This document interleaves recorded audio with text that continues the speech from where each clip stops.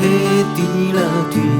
kai no da u sa kai kho pa heng pa thai mano ti la thui pa thai ham la ta Giêsu ka ol pe ke vai lam ol tak long nang te lời sắc ai Amen amen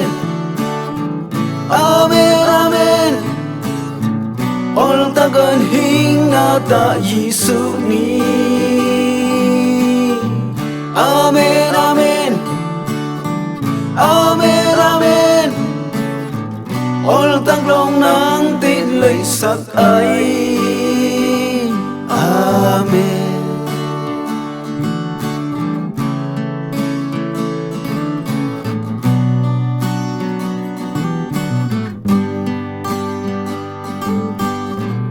Korin sa padong he ti la tui Thang ti he kri a omata Thai ram sala Tesam Hình rung chi tê se ta ti Hình thay ơn thức sao na ta Kri ol tak long Ni tho leng thay